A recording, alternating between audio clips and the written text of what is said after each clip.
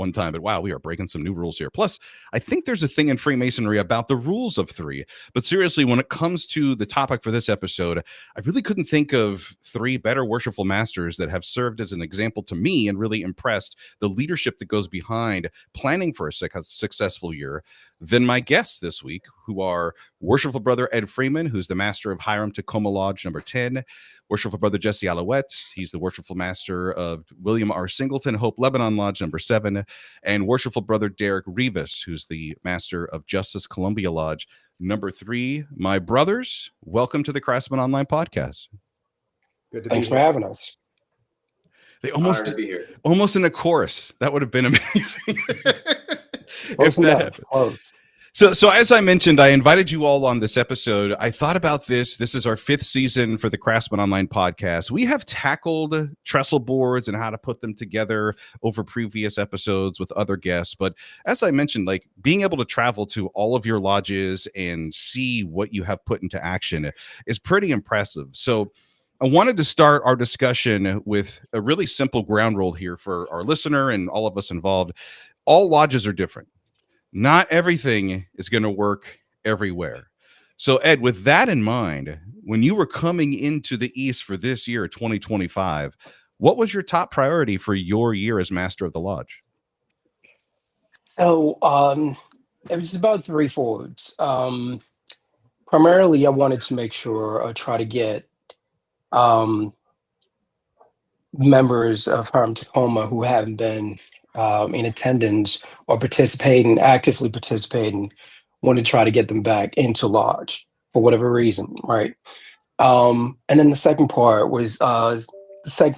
that was to try to energize candidates and new members to join Hiram-Takoma, to beef up the numbers. And thirdly, to try to make sure we were putting our best foot forward, right, at all times. One of the things that I learned early on coming into Hiram-Takoma, we had a lot of great programs, and we had people coming in who were potential interested members or brothers who wanted to join. Guys who wanted to join the craft. So based on that, I wanted to make sure we had, not just a lodge that was full of education, but also to have a very festive atmosphere where engaging programs that were both fun and educational. Over time, HTX began to sort of shift from what it used to be when I first got there, which was a lot of fun. Right, we had a ton of fun when I first started, and it got pushed more towards the educational piece, especially with the pandemic and all of that. A lot of people focused on that. A lot of the other masters before me, and my goal this year was to try to restore to help balance that, right, with the education piece and the fun, to make it to keep that festive atmosphere back into HTX.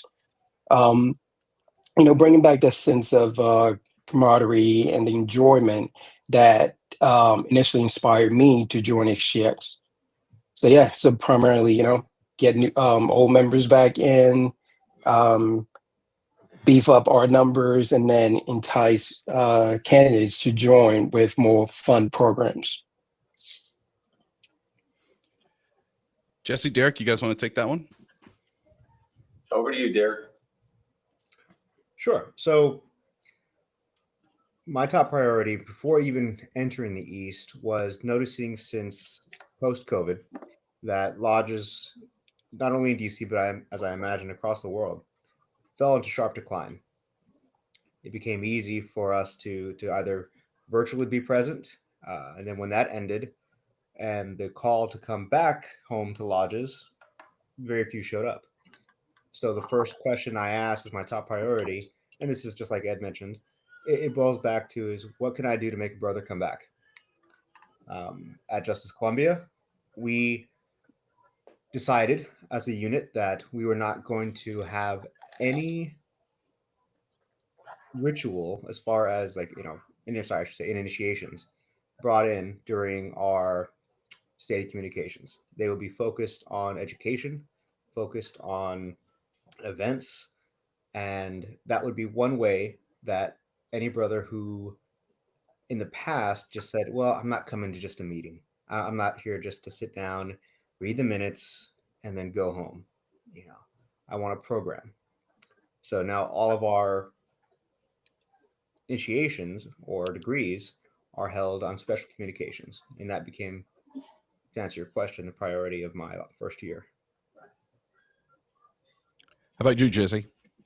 Yeah, I'll add on to what has been said. I should say, though, for posterity, and I blame my father for this, for my last name.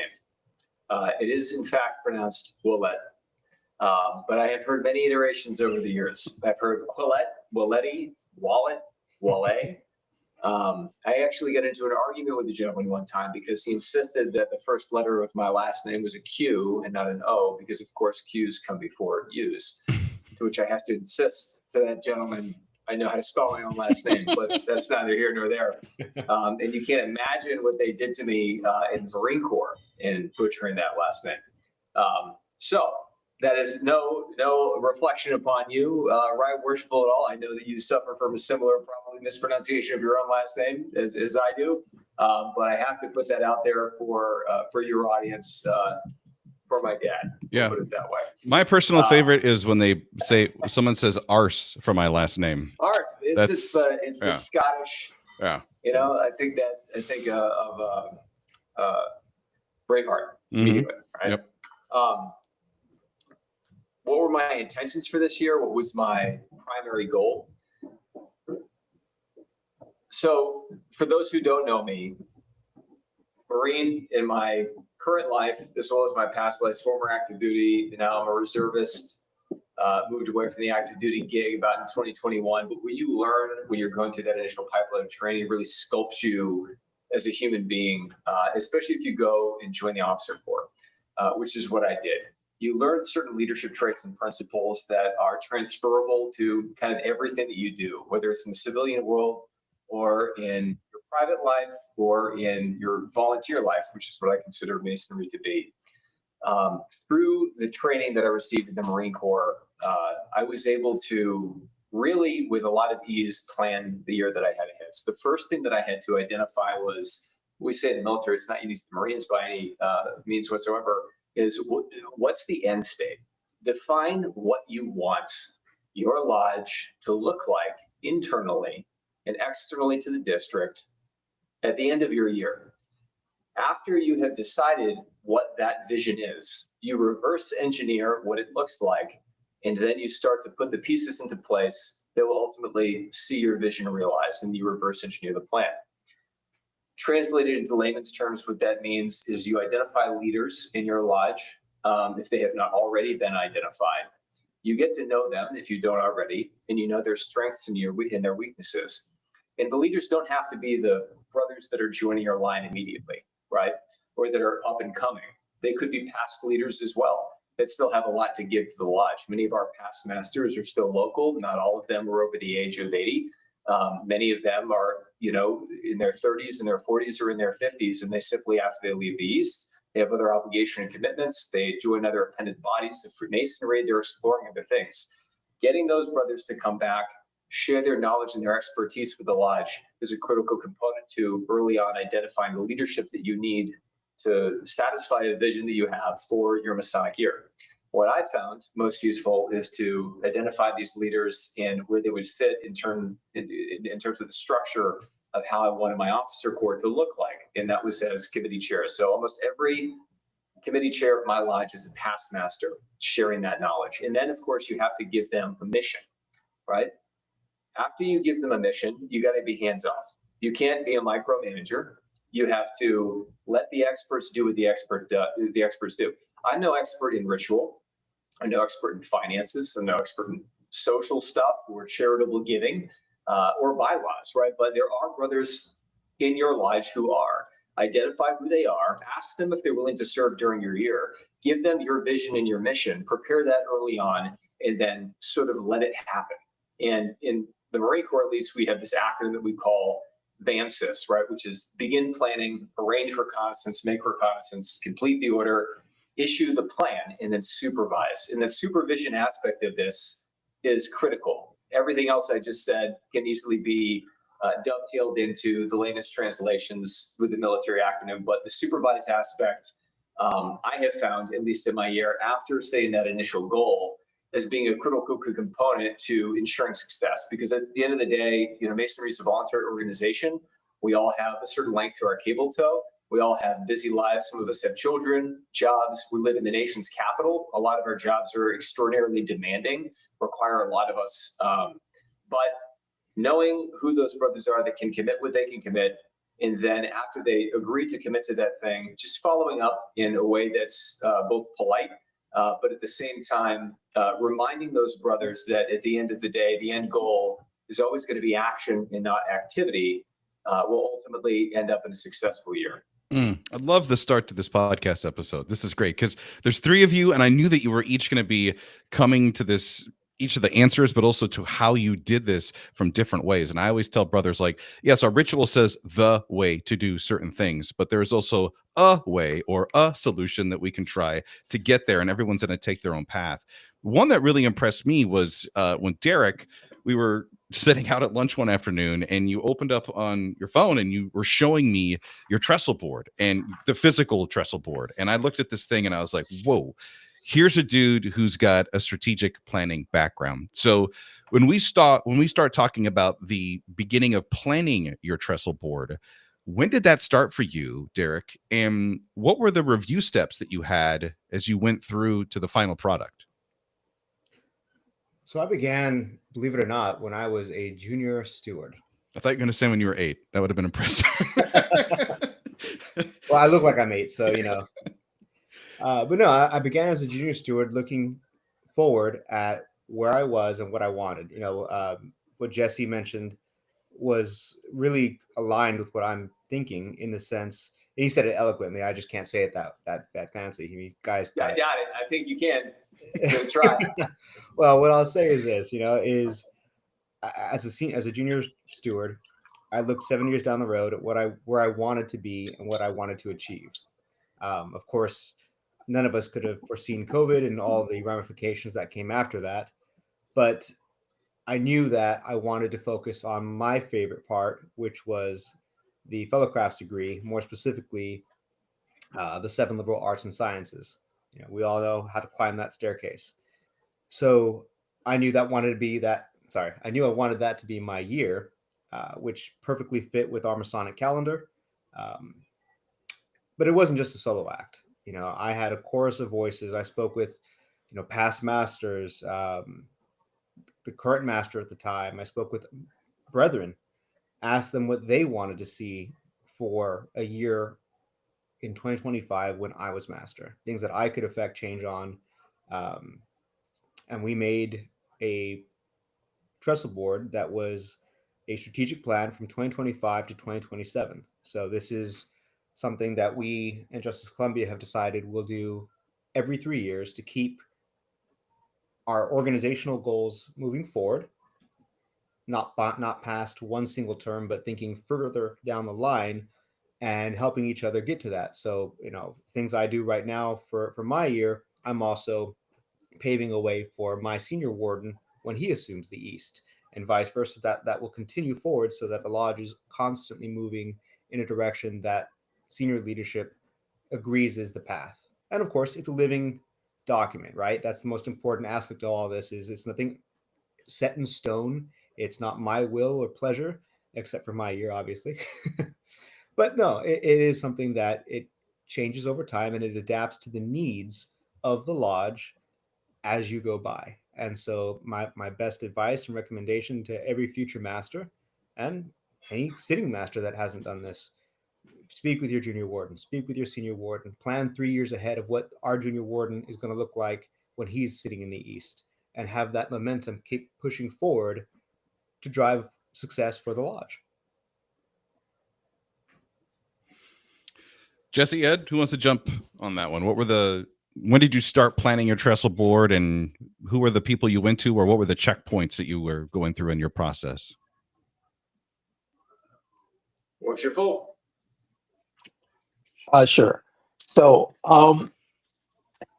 Not unlike what Derek said. I actually began playing my Trestleboard as a senior warden. During the time, I had the privilege of visiting tons of lodges, right, within our jurisdiction, including yours, right, Worshipful.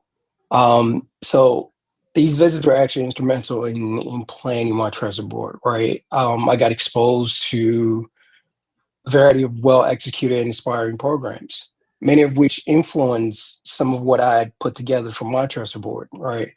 And a lot of it came about after thoughtful conversation with past masters and, and sitting masters within our jurisdiction. Um, Obviously, it went through multiple revisions. I had this program initially, removed it for one reason or another. But what ultimately emerged as my Trestleboard, and like Derek said, was a living document, right? Crafted with intentions and being flexible enough to evolve based on lessons learned and the ever-growing spirit of our lodge. So a lot of it is based on what we felt together, our current officer, what we feel um, is sort of like the temperature of our lodge to determine what the next program should be. So while I had a program scheduled for a day, there are at least two other programs as a backup, just in case we determine that that program is not ideal at this time.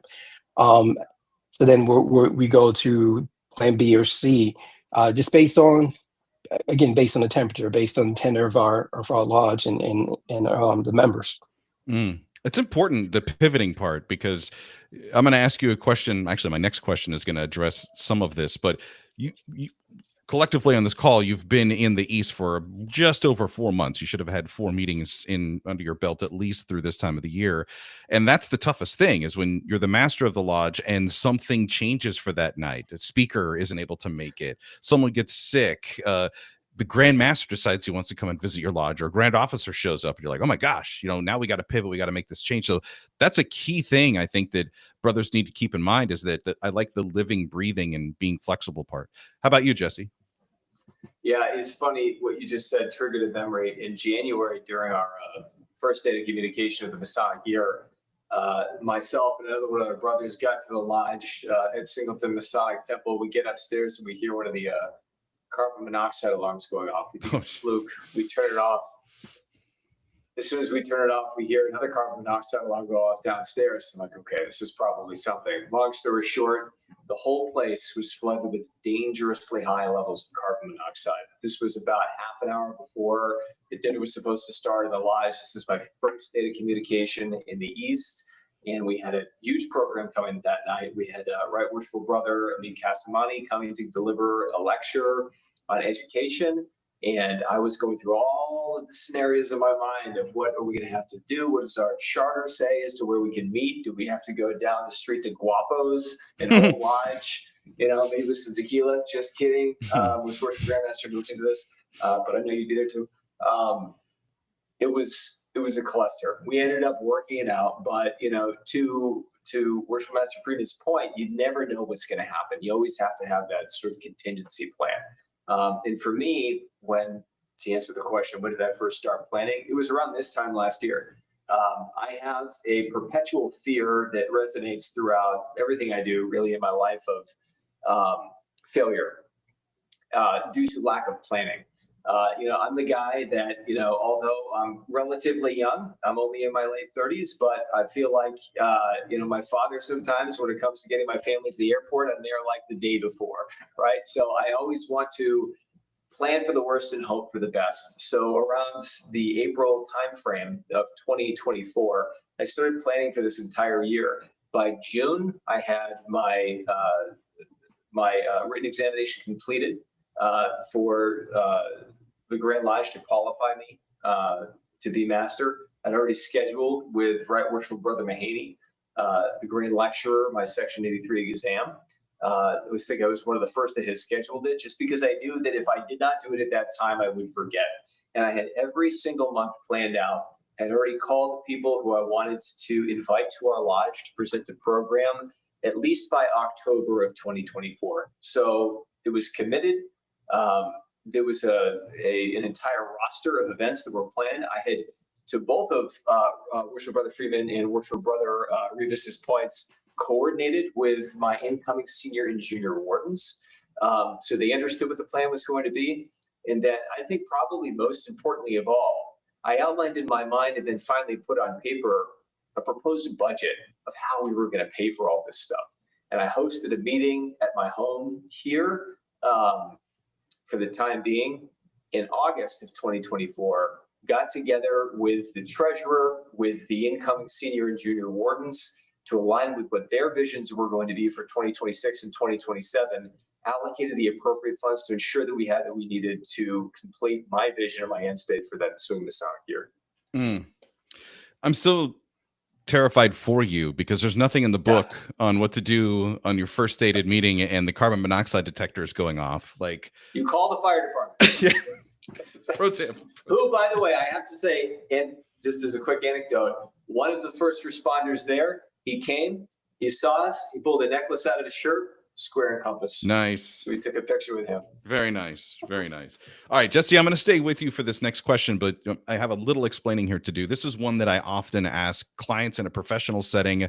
It usually is a trip up question, so I don't want this to happen in our group here because I'll say, hey, what is a win for you? And I realize you're going to be like, yo, dude, I've only been doing this for 4 months now. I don't have a win. Maybe you do, because I realize if I was asked this question last year at this time, just 4 months into my time in the East, my win didn't happen until the very end of the year when a brother who had been marshal for at least 5+ years decided that he wanted to take the next step and is now our junior warden and looking to go and continue into the West and continue all the way to the East a year after that. So in your mind, if it's happened already, I'd love to hear what has been a success for you this year, or what is the thing that you're going to say, hey, if we're able to hit this goal, this is a win for me. Yeah, this is a very easy question for me to answer, actually, because I feel like, and I knock on wood, I believe this to be true. Defining a win for me is when I have a brother, or more especially a visiting brother, or even more especially a visiting brother from a foreign country, come to me at the conclusion of a state of communication. We've had a good program and say to me, this is one of the best things that I've ever been to. I want to come back to your lodge. And in certain circumstances say to me, I want to affiliate with your lodge because of what I saw here tonight. That is a win for me. And even more especially is when I have a brother come to a program that I have advertised, because that, hopefully we can get to this at some point. I think advertisement is vital, especially in the age that we're living in right now. But if I have a brother come to me because they've seen a program advertised that has not been to our lodge in years and say, I cannot believe that what I've been missing, I'm going to come next month too, that's a win for me too. And it's not just about getting brothers there. I think that another critical win for me is when the program itself imparts to the audience, if you will, whether it's the members of the lodge or a visiting guest brother, a tenet of Masonic principle that they can take with them and bring back from whence they came, if you will, to share with either their community or their lodge or their family, and in turn fulfilling one of the critical goals and essential core values of what our society does. Derek, Ed, who wants to step up and answer that question? A win, or how are you planning for success? What would be a win for you this year? I can take a stab at it. So it's a two-part answer for me. And I'm going to steal Worshipful Brother Ouellette's thunder here slightly. So a partial win for me this year has been, as stated in one of my goals, was to try to get members who have been absent from lodge to return to lodge. And one of the things we implemented this year was something called call log, where we pretty much got in touch with our members, right? We have roughly 200 plus members all over the country, actually all over the world. And we did a call log where we call each brother just to check in, just to see how everyone was doing. And one of the recurring themes from at least the folks that I called was that they had never had anyone from Lodge ever reached out to them before in that manner. And as a result, subsequent to that, I had a brother that said, you know what? I am so touched by HTX gesture that I will attend Lodge. Not only would I attend, I'll also bring my father with me, who was a member of HTX as well.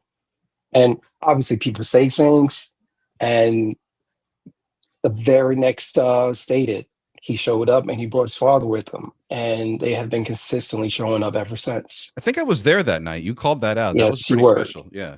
Absolutely, you were. Hey, Worshipful Brother Freeman, I got to say, I don't think you're stealing my thunder. I think that you're in fact adding on to the broader message here. And I think that this is an example that all lodges should seek to emulate. Excuse me. Indeed, absolutely. So I think that that's a major success. But in addition to that, just because of some of the woes of my lodge been going through, and I'm pretty sure most lodges have experienced some part of this to some degree, is the officer line, right? HTX, we've been trying to beef that up. So for me, defining success would be the growth and development of our officers line, all right? The increasing interest in people wanting to step up to not only be members, but to step in line and become an officer, right? Aspiring to become officers, and, you know, including, you know, beefing up our over attendance and engagement with other lodges. So personally, I believe that investing in the leadership and development of our officers will, in fact, empower them to strengthen not just the craft, but enhance the education for our members, especially the newly raised brothers, right? Because one of the things that we try to do is to assign a mentor to newly raised brothers, right? So if we can have officers who are proficient, then it's very easy to assign new brothers to an officer to say, you know, work with this officer who can guide you through your journey, your Masonic journey throughout. So a success for me would be all of the officers who are currently in line to become proficient enough that they're ready for the East at any time next year. Derek, walk us through a win at JC3. You know, I would say in Masonry and leadership in general, a true win isn't about personal achievement. It's about collective growth. So win is when a brother steps forward who once stood back. A win is when the quiet man finds his voice in ritual. When the lodge feels just a little bit fuller, because not that we begged men to come in, but because they wanted to be there. You know, it's measured by applause, not by applause or accolade, but by impact. You know, it's the quiet, steady, and lasting impressions. I don't have any personal win or a measure other than our efforts today build better men, friendships, and a better future for the craft. Nice.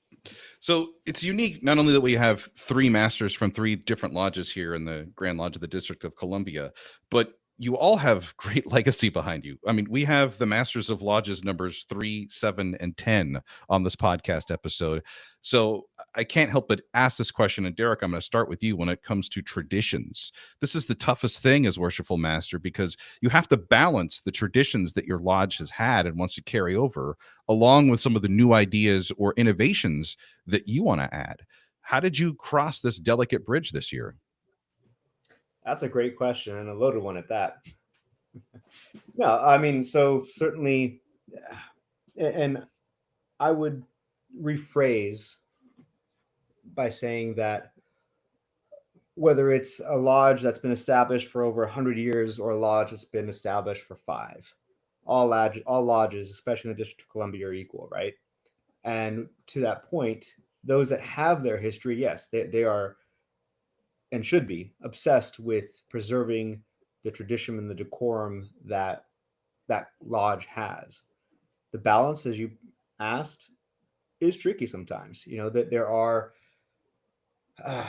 there's the weight of history, that every master should feel in preserving our ritual and making sure that that is established and never changes, of course, but that the culture of the lodge changes slightly with enough breath of air to allow new ideas and vision to come in.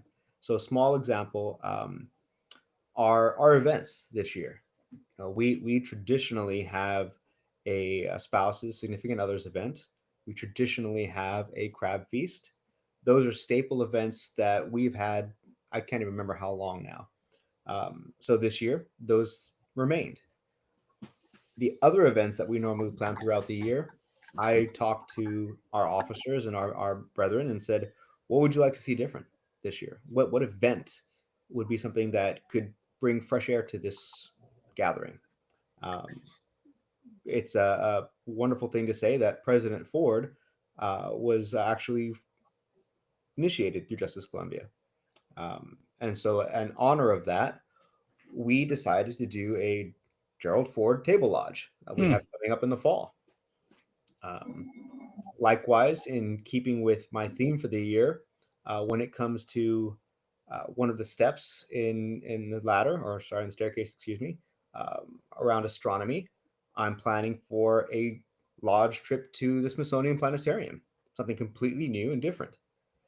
So we're balancing our historical way of doing things, but giving opportunity for the brethren of the lodge to come in and say, let's try something different too. Jesse, how about you at Singleton Lodge? Yeah, little known facts. George Washington was actually initiated at Singleton. So how about that? I love when we get to these points, like, right. Oh yeah, and just like Derek said, like friendly, like all of us have like a really cool, unique history that we're like, oh, I can't wait for you to call on me and tell you what's special about my lodge. But you got to be able to balance that with like new stuff, because you've had some pretty innovative speakers. One of the speakers that you had come in, and I'm like, on the surface, this has nothing to do with Freemasonry, but if you look into the esoteric aspects of talking about flying and exploration and the idea of existence of life or other things out there, that touches with geometry and rhetoric and everything that we learn about in the several liberal arts and sciences. Indeed, and one has to, just to that point, first of all, I don't want to steal the thunder federal number one, which I think was Washington's Lodge, so just kidding on that one. But to your point, right, Worshipful, one has to just turn to the G lecture.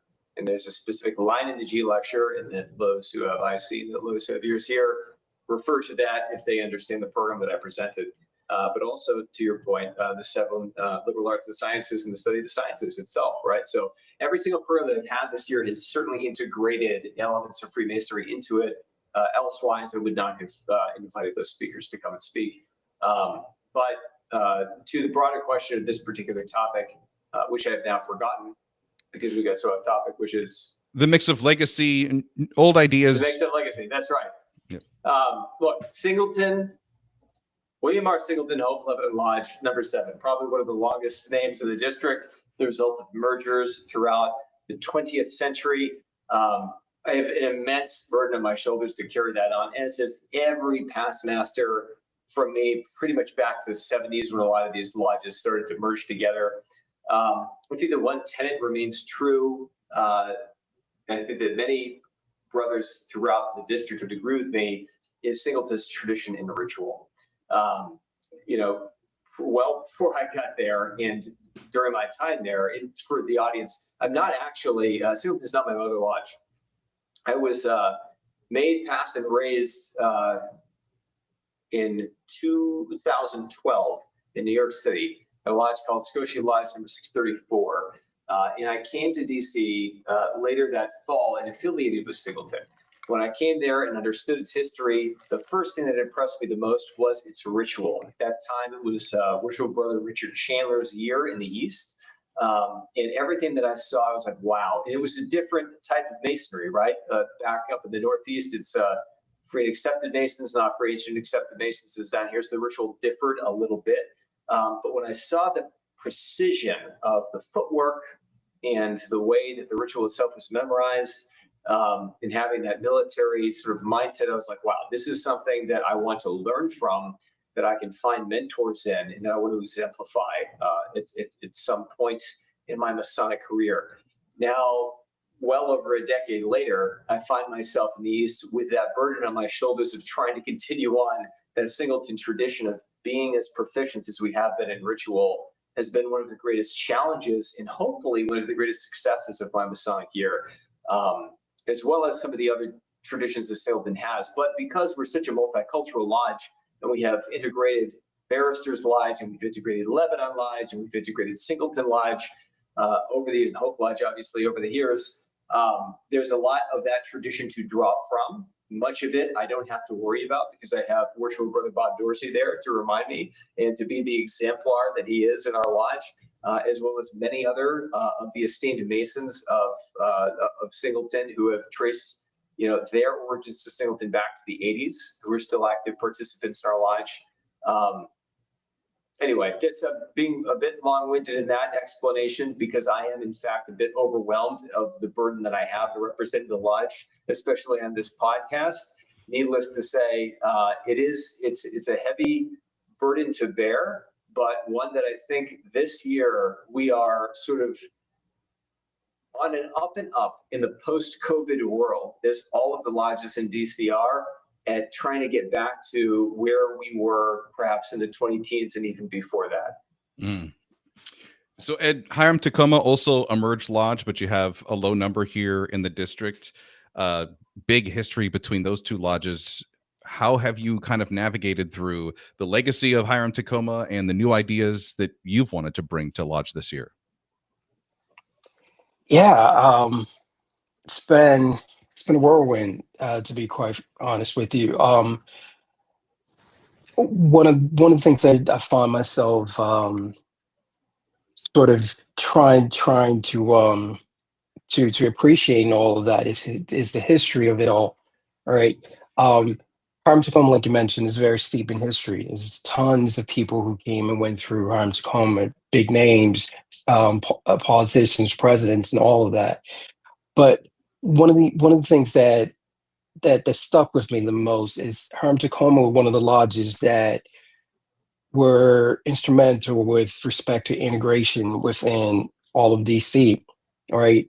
I don't remember the name of our worshiper at the time who worked with the Prince Hall master at the time to sort of integrate Prince Hall Masons with DC Free and Selected Masons, which in turn sort of paved the way for me as an African American to be sitting in the East at Hiram-Takoma. So I definitely don't take that lightly.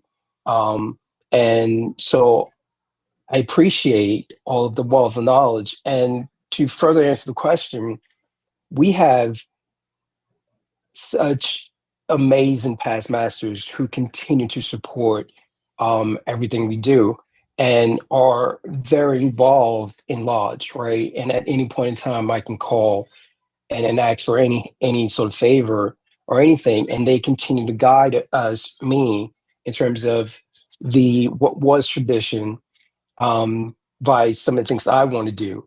I honestly haven't had any pushback with respect to implementing some new ideas, right? I've had nothing but support for the simple fact that every past master understood that Hiram-Takoma was that lodge that everyone wanted to visit back, way back when, because it was known as a very festive lodge. So, in essence, I'm really trying to keep on the tradition by implementing some of the old, what some of the old guards want, including some of the things that I want as well. And it's been kind of flowing somewhat seamlessly. Nice. Ed, I'm going to stay with you for the next question, but I'll give you a little chance to catch your breath. Sure. We've had a lot of episodes and we don't really want to get into the whole discussion on the membership retention and engagement, and how we're going to increase attendance and interactions into our meetings conversation. But I did want to talk to you specifically when it came to planning your trestle board, and you thought like, okay, what kind of programs or events could I do at Hiram-Takoma No. 10? We'll start with you, Ed, and then work our way around the room. What could I be doing that's going to get guys not just to show up, but get involved with what we're doing as a lodge? Right. As I stated earlier, visiting other lodges, right, helped me understand the bigger picture.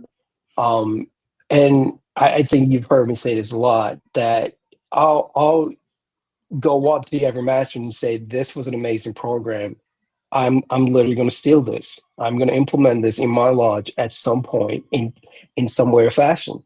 So a lot of what I've done in with respect to this year and planning and trying to get things done is, learning from other lodges, learning from my visits and speaking to past masters and trying to understand what we feel would get more brethren to start attending lodge, but also to entice membership, right?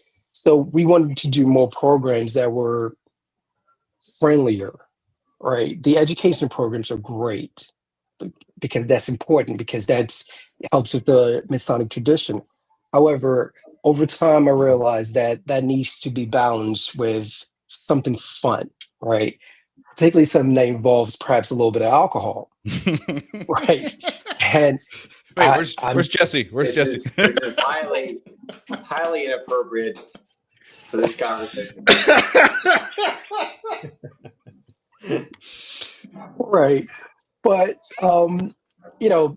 fun programs that's not the standard traditional educational piece, something that involves getting people to speak about other aspects of their lives. So for instance, the one program that I can use as a good example, we had a rum tasting.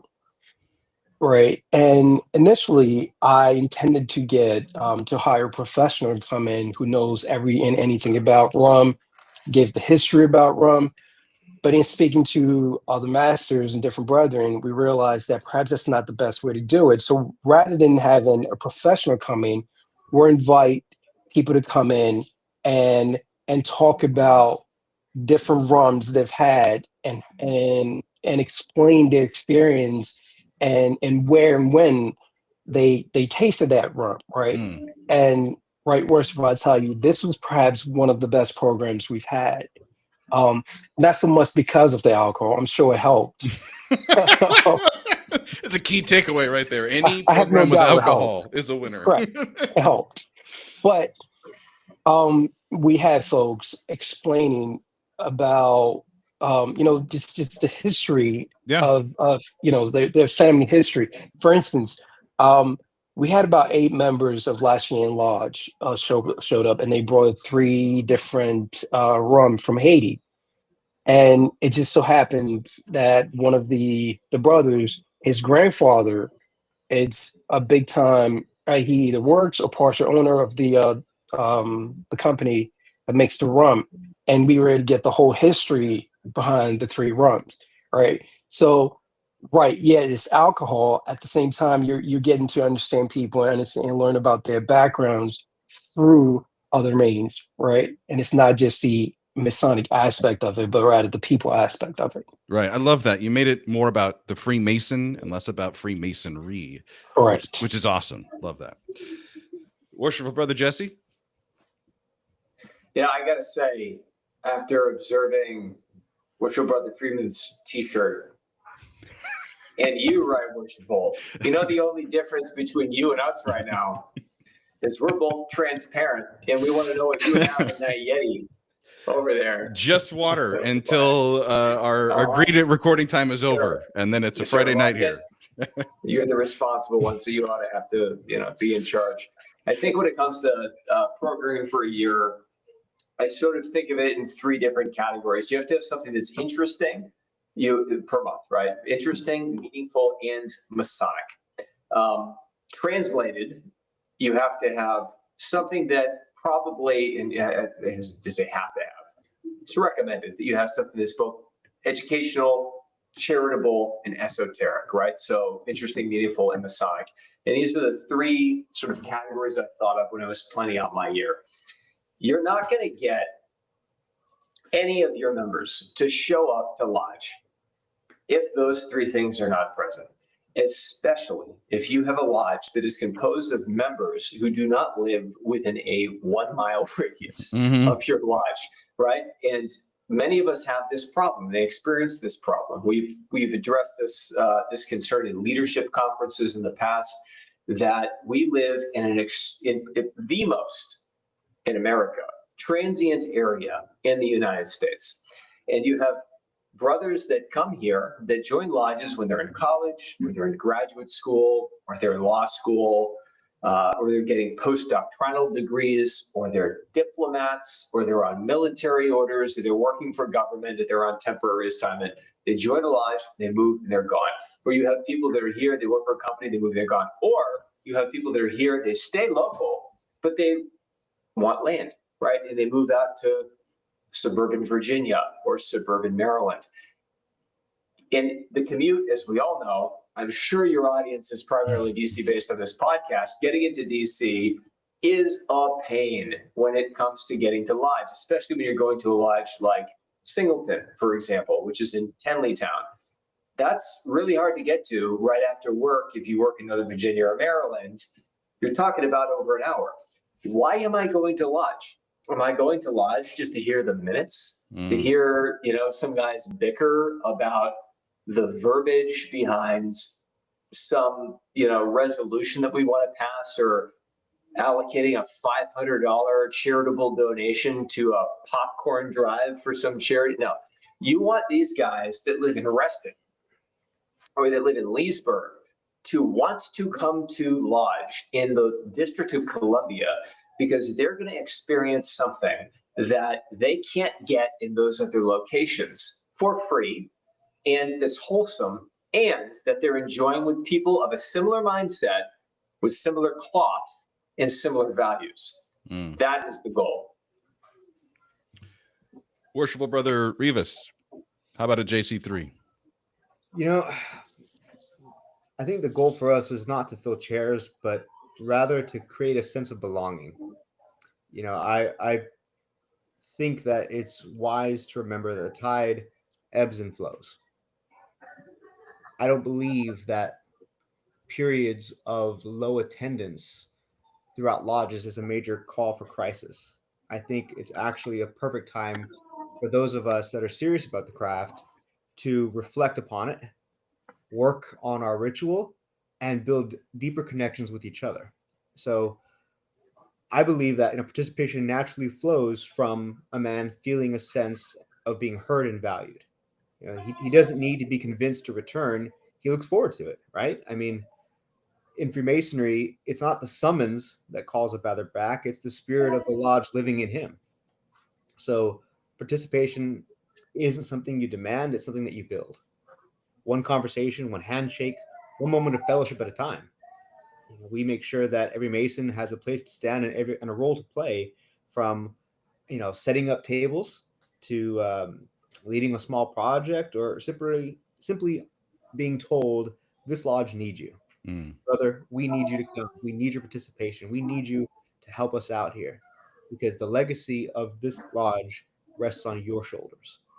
Not just the masters, not just the wardens or the officers, but on every single one of us in the lodge. We are all servants of the craft. We are all called. And what I love, and I'll broaden this for a brief moment, the Grand Master this year is focused on servant leadership, on teaching and espousing the values of servant leadership. It doesn't take being master of any lodge, or right worshipful, or the Grand Master, for us to be servant leaders. Every single member has and should feel that they are a leader in their lodge. We always respect protocol, tradition, the titles, but when we feel that this is our lodge, regardless of our role, we feel the need to be there, whether as Worshipful Brother Jesse mentioned, we're in Reston or further out, we're going to find a way to reprioritize our life and our time to be there. And to add to that, Masonry doesn't just impact that man, it touches his family.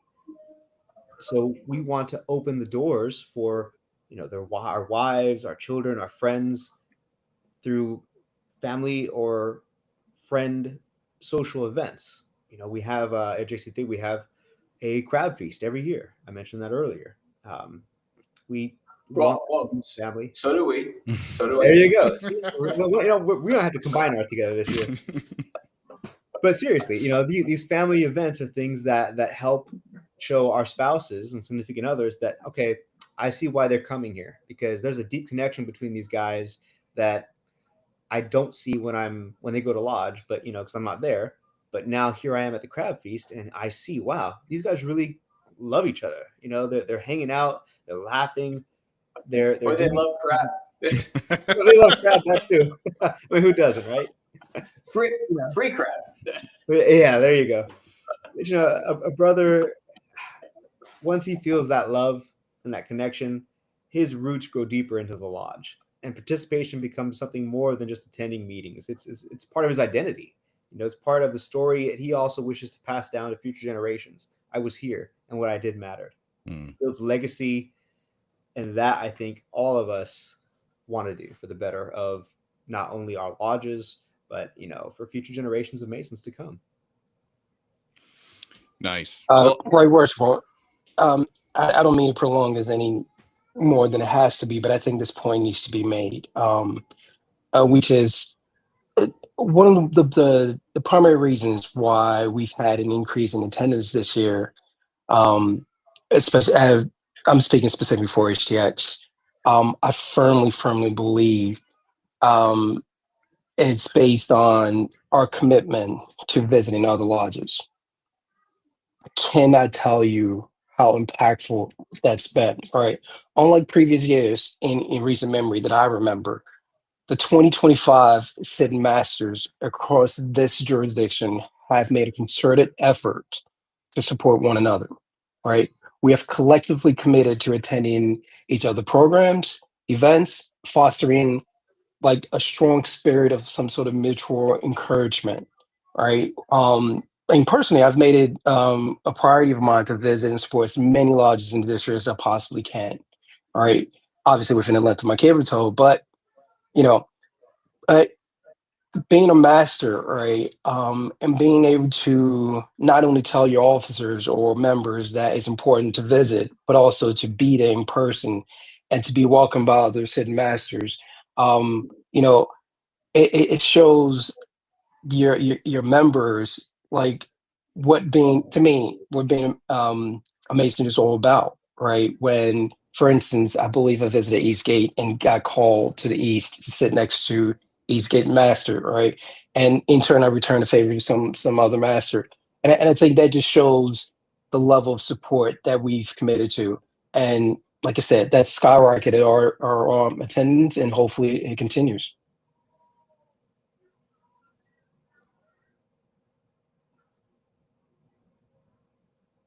Sorry, I was on mute. Who's the podcast host here? Jesus, he's on mute. Jesse, any final thoughts from you before we wrap this one up?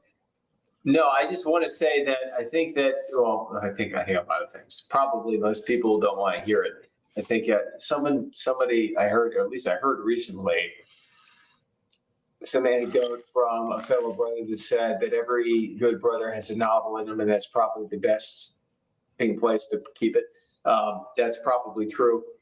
I'll maintain decorum, and I won't elaborate much further from that. But I will say that I think that what you're doing here is great, right, Worshipful. I think that we need more of this in the district. I'd love to have us all get together in a room sometime. I think that would be great, just to share knowledge and to open this conversation up for the betterment of the brothers in this district. Leadership is essential. And I think that it's important for your audience to understand that all Masons are leaders, right? You took that obligation when you became a Mason. You are already already a pillar of your community. You go through the Fellowcraft degree and you are admonished on the working tools of a Fellowcraft Mason. And you understand what the plumb means, and you understand what the square means, and you understand what the level means, which is probably one of the most important ones. And despite the fact that, Brother Freeman, Brother Rivas, and I, and obviously you, right, Worshipful, have all been or are currently past or Worshipful Masters, that doesn't define what leadership is in Masonry. What defines what leadership is in Masonry is how we take the Masonic values that we're taught in this society of ours and we spread it throughout the community. So thank you for doing what you do. I'm happy that this is open to a broader audience, and I'm very grateful that you've had us on.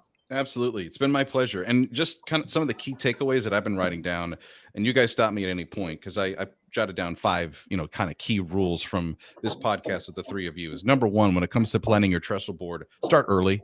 I loved that Derek did it as junior deacon. I started thinking about mine when I was senior deacon. Number 2, you all spoke on this interchangeably. Have a purpose or have a vision. Definitely have goals for what you want to do in your Masonic year. Number 3, this is key, and you all hit on it. Ask for help. Go through your past masters. Ask other sitting masters. I love the point that both of you, or the 3 of you, made about the synergy between your wardens. A lot of brothers don't think about that when they are thinking about their time in the East. Like, how is what you're doing going to build that bridge for future leaders? Know your resources, whether it's, who to call in case of a carbon dioxide leak in your lodge. It's your first stated communication. Or, who to reach out to for questions on, hey, we have a candidate as we're getting ready for a degree that wants this, or that. Who do we go to ask? I think all of us here in DC know our grand lecturer, Right Worshipful Chip, but know who your resources are in your area. And finally, Ed touched on this. Derek, you mentioned this, and Jesse as well. Visit other lodges. Travel. That's such a key thing, especially before you become master. You're going to build the network like this. I didn't get to see each of you when I was master of the lodge. You were senior warden, so it was nice for me to get to visit your lodges now, as you being the master of the lodge and me being someone that's sitting on the sideline and going, hey, I know that guy, and he's up there busting his butt off. And so really the thanks and the congratulations go to you. And the big thanks comes from me to you. Thank you all so much for taking time and being part of the Craftsmen Online podcast, and wish you the best of luck as we get ready to close out this Masonic year in December. Thanks for having us, Right Worshipful.